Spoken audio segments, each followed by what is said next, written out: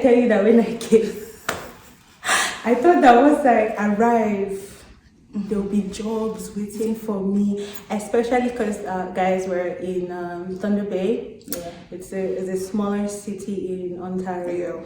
So I was like, oh, it's a smaller city, so you know there should be jobs or something. It's a lie. It's a lie. You act from the perspective as an African. The thing is, where we come from, it's just normally learning and writing exams. So you need to know the stuff and produce it and then pass. But here, it's so real that, or it's so intense that they want to see application. System in Africa, I will speak from Nigeria, because I'm Nigerian. It is very, very theory based. It's more of like whatever you're being taught in school, you're expected to regurgitate it back on the exam. That shows your understanding of the content. Accommodation here is the devil. Oh my god, especially for a new immigrant. Oh my god. Good apartments you could see range from 500 upwards. Like for new people, maybe like obviously you'd be looking for like just a one room in a house. You'd be sharing bathroom and common spaces. So for that you could get from like 500 to let's say 800, 900. Then if you're looking for like a self-contained, trust, I went through a lot to find this information. But it also comes at a disadvantage because it can be very expensive. Oh my god. So super ridiculously expensive. And people might not be able to afford it, especially considering the exchange rate and all of that. Forget clothes. Food. Bring maybe food. If you can't bring because it might make your bags heavy. Come with lots of your spices. Their pepper here, it does not pepper. The pepper is not peppering. Yeah. I love mac and cheese. It's so good. Yeah, African is dead. Wait. Nigeria has come with yaji. Come with lots of yaji. If you know what yaji is, come with yaji because you will need it to spice up everything. It's important to save sometimes, right? But sometimes it becomes really hard as an international student because here's one thing: most international students that come here fend for themselves. They take care of themselves, they pay their bills, they do everything for themselves. So imagine most of the times it's just like from hand to mouth. Like if you really want to save, then it means that you have to be cutting on some kind of lifestyle or some kind of expenses, or even eating out. Eating out is a luxury.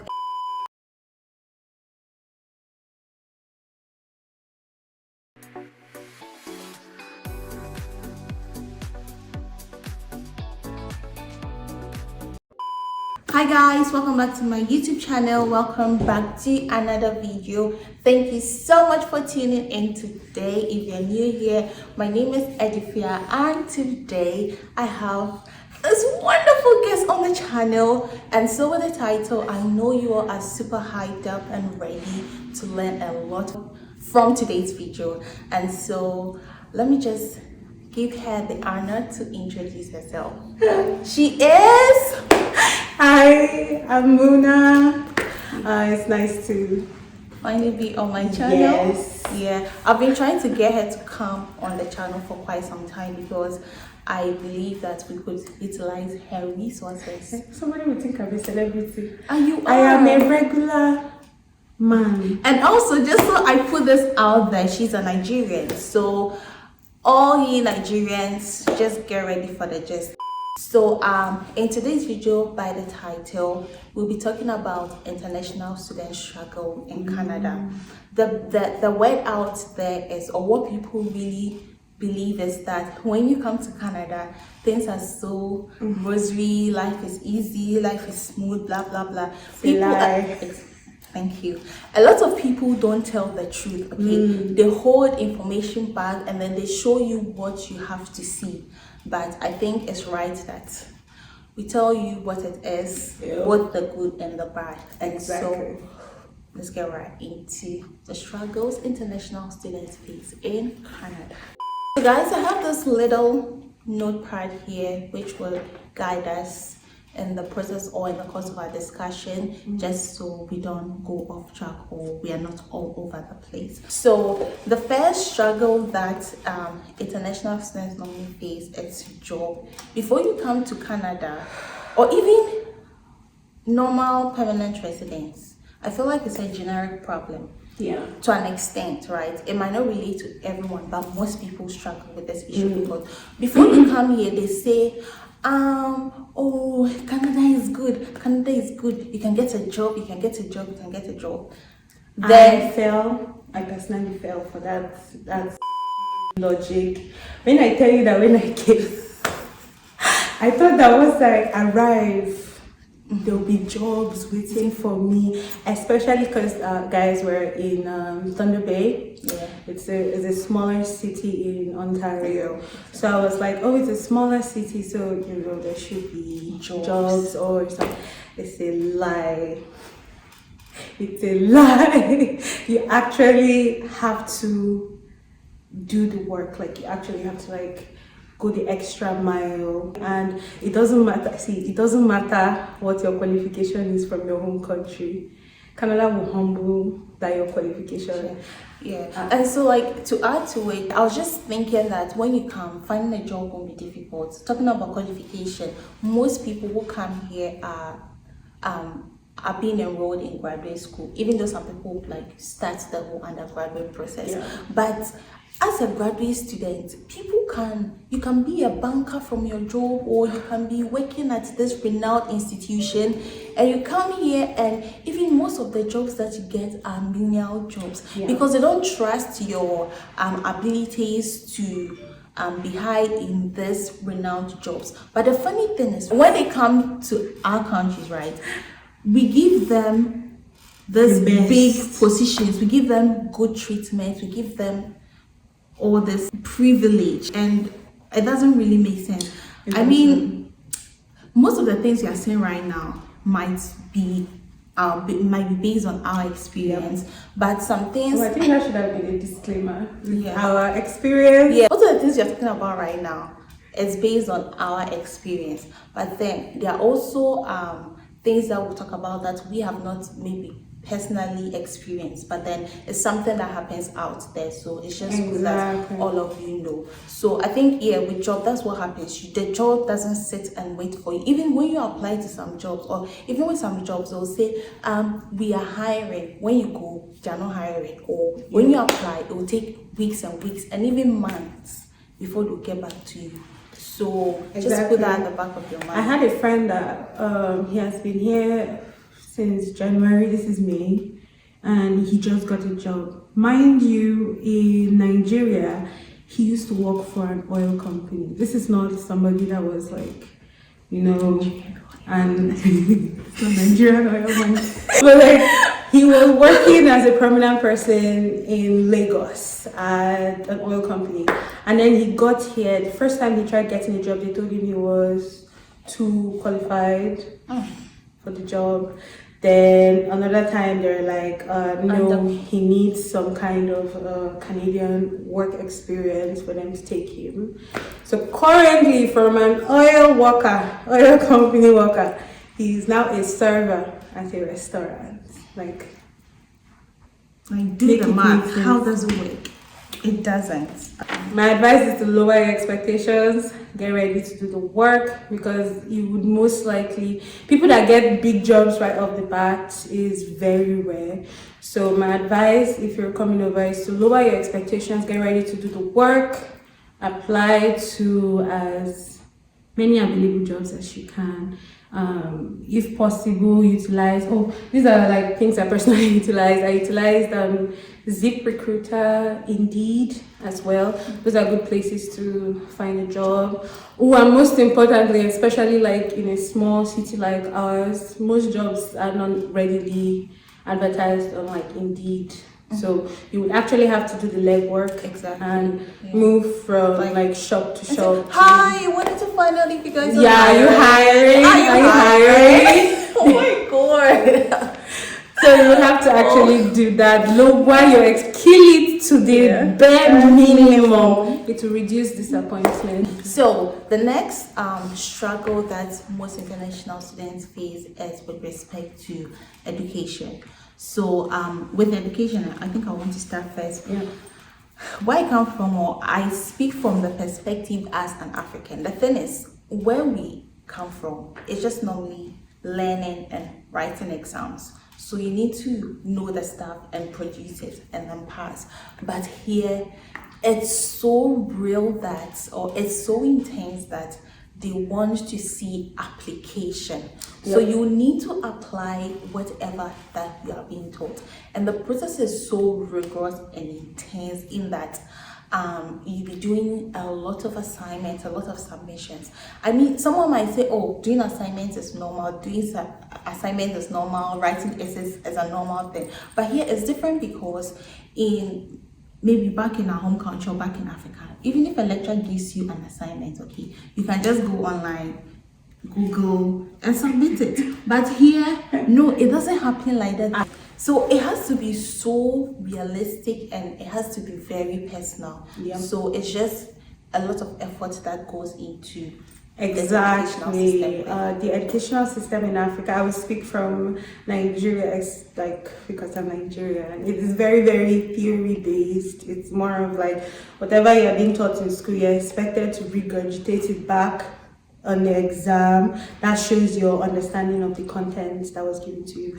But here, you can't even, at least in respect to our course, you can't even cheat with your phone, because whatever you're looking at on the internet is not what they're asking you for. It's from your brain. Like, it has to be from your brain. And it's more of like a how will I put this now? It's more of like put in what you've read from the assigned materials and relate it to your lived experience. So something like that, which is different from like the African, or at least the way we were taught, which is to show understanding. You have to show full understanding of what has been taught, but not necessarily your own lived experience in the I don't know if that makes sense to you guys. Thank you, guys. So yeah, that's just basically the difference. So if you can more of like forget almost everything, forget the pattern of teaching you were taught in Africa. The pattern, not what you've actually not what you've learned. It's